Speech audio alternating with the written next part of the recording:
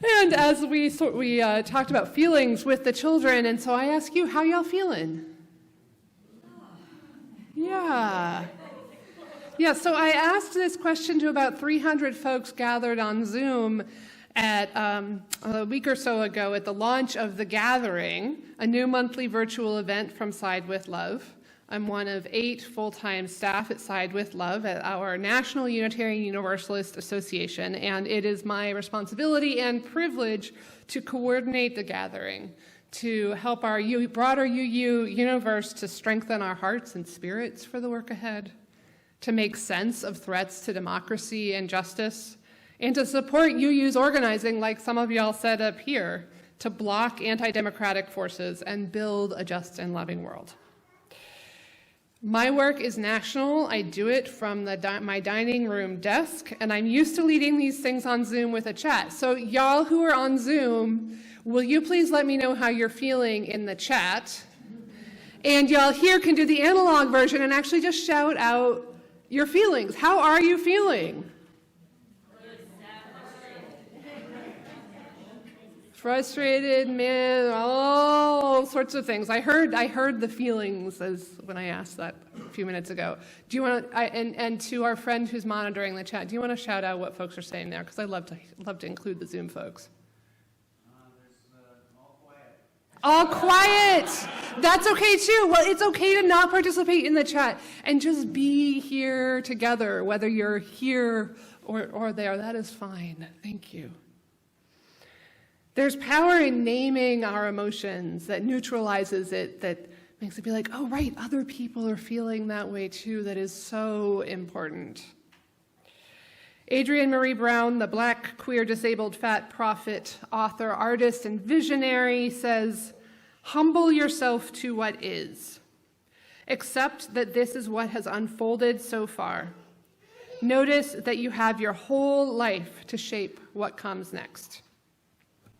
Humble yourself to what is has been no small feat of late. Am I right?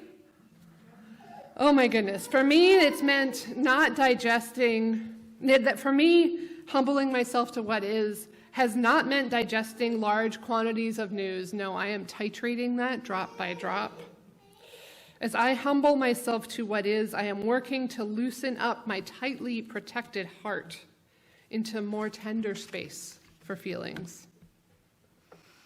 The week before last at UU's of Southern Delaware, we hosted a vigil for trans lives lost. There was an open mic section where people shared vulnerably and painfully about what is. During that mic, sitting there in the back row, as a genderqueer person, I named that I felt sad and hopeless. Naming feelings has power. Naming out loud, among others, did help me feel those feelings and move through them, so that 10 minutes later when I came up onto the chancel to give a call to action, different feelings came out. My anger and my passion and possibility. Humble yourself to what is. Accept that this is what has unfolded so far. Dear ones, have you too been humbled by the speed, the breadth, and the reality of what it is to live in a Musk-Trump administration that many are rightly calling an administrative billionaire coup? Have you been humbled by your own feelings, your numbness, your exhaustion, your anger, your reactivity? Bless those of you who have not been brought to your knees in this humbling to what is, because we need you in this marathon. We need your resilience, your clear-sightedness, and your groundedness. Because what I have seen in these 2 months is a whole lot of ungrounded reactivity. I particularly notice white people's anxiety and desire to do something. Let's move everything to the Signal app. Let's organize a rally. Which sign do we put on our church to keep ICE out? Spoiler alert, there is no sign that can do that. Only community can. These are not inherently bad actions, and we absolutely need to act. But actions driven by anxiety and reactivity are rarely grounded in solid strategy and relationship. If your drive to do something is driven by anxiety, it's hard to do it well. I say white people specifically because those of us who are further from the impacts of Trump and Musk's actions by identity and distance from the on-the-ground organizing, we need to pause, ground, and get clear before asking, how do I shape what comes next? I count myself among the many who have gotten swept up in the anxiety and fear in these couple of months, despite that I am not in any imminent danger. Unlike many of our immigrant neighbors and trans beloveds who have changed their genders on their government IDs, these folks who face material danger every day. Or even federal workers, maybe there are some of you here who don't face danger but have lost jobs or needing to stop working remotely are more directly impacted than I am. I am working on noticing when I get swallowed up by fear or when that knot comes into my belly. And I'm getting better at giving myself a time out when that means I become impatient and unkind with my children and spouse.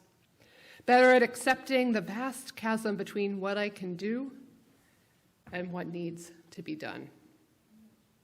This is the spiritual task before us. To truly accept what is means humbling ourselves to that vast gap, to our inability to stop it. I invite you to take a breath. We cannot unarrest the neighbor in Georgetown who was picked up as a collateral arrest when ICE came for someone else, and it now is 5 hours away in Moshannon Detention Center in central Pennsylvania. I know 3 families who have just moved to Delaware, 3 trans families, and we cannot make it safe for them to move back to their communities or make it safe for all those who cannot leave those communities. We cannot undo the votes to censure Representative Al Green in the House or the continuing resolution budget in the Senate, both of which passed with the tacit or explicit support of 10 Democrats. We cannot change the return to work policy that has upended the lives of federal workers right here in Delaware who now have to commute hours away from their families. Humble yourself to what is. Accept that this is what has unfolded so far. All of this demands our acceptance and our grief, because it is right now. And it's rough. Notice your breath and how you feel. Beloveds, I am so glad you are here today. I don't know you, but I love you. I am glad that you are here, and you matter. You matter just as you are, no matter what you do or don't do, you matter. I love you for who you are. I love you as you humble yourself to what is and do your best to accept it. And thank goodness we don't stop there. Our faith is clear that revelation is not sealed. We have agency to shape our lives and the world around us. Here we are, living a beautiful and scary choose-your-own-adventure book. And we don't know which ending we're going to end up choosing. Humble yourself to what is. Accept that this is what is unfolded so far, but Adrienne Marie Brown doesn't stop there. The last part, notice that you have your whole life to shape what comes next. There is no one clear path. Even though many UUs are reaching out to us at Side with Love to ask, what should I do? There's no one answer. When we launched the gathering, we got to the now what section of the event, and here's what I said. I said, so now what? What do I do? Raise your hand if you wish somebody would just tell you what to do. My hand's not raised just as a model. I wish somebody would just tell me what to do. I am there, and the challenging paradox is that it is oh so important what each of us does and that chasm, and none of it is enough. When we breathe in that reality, then we can find the things that make sense for us to do. At the gathering, we offered 3 things. 1, ground yourself. What is one thing you will do this week to ground your spirit? 2, ground in community. You all win because you're doing that right here, right now. And 3, go deeper with your people. We offered some tools for organizing and action, and those are going to be in your e-news this week, links to this if you want to follow up. But at the gathering, we didn't give one clear call to action, and today I'm not going to give one either because there is no one clear path. In our faith, there is never just one path. There are a multitude. What matters is that we do what we do in relationship with others, connected to a broader dream of what could be. Menominee author and organizer Kelly Hayes, referencing abolitionist organizer Andrea Ritchie, said this: "Fascism thrives on our sense that it is unstoppable, all-consuming, and inevitable. To oppose it and to remind ourselves that we are capable of defeating it, we must exercise our imaginations." So let's imagine. If you could write your preferred ending to that Choose Your Own Adventure book, what would you write? What do you imagine? What do you dream? In our Side with Love work, we ask people to draw this imagined future called a rich picture, where we ask folks to take a piece of paper and some crayons or markers or colored pencils, and no words are allowed, and draw that world, that other world that's possible. My picture is different every time, but it always has beauty in nature.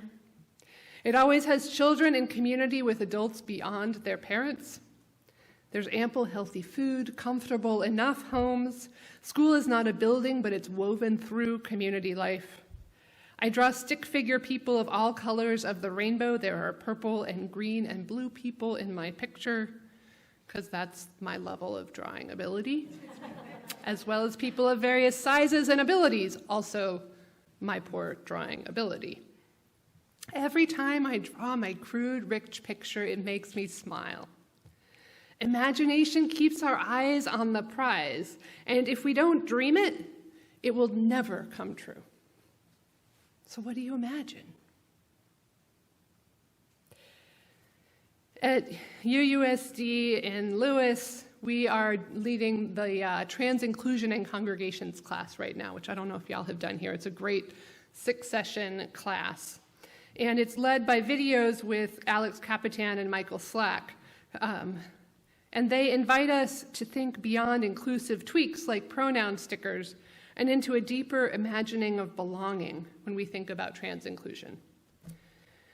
In one of the sessions, Alex Capitan puts it this way: "My understanding of beloved community from a UU place is that it's heaven here on earth. It's all of creation being in right relationship. So a congregation can practice beloved community.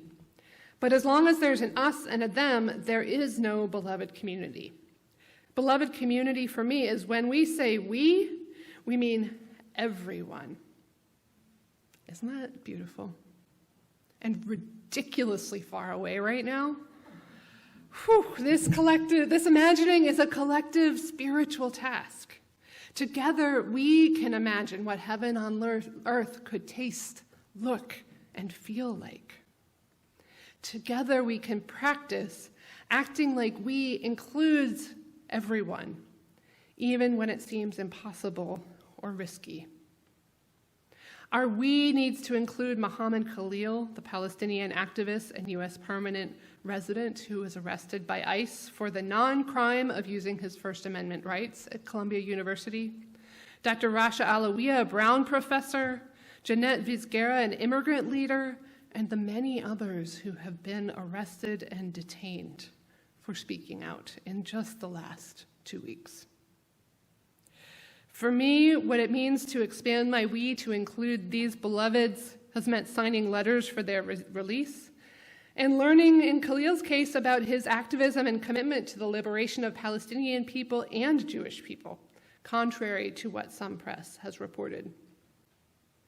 In these times when our federal government is in the hands of those who are trying to shrink that we into a tiny realm of white, straight, Christian allied billionaires who are doing their best to erase the beautiful, multicultural, multi-gender we of beloved community. In these times, imagining is an important spiritual task for us.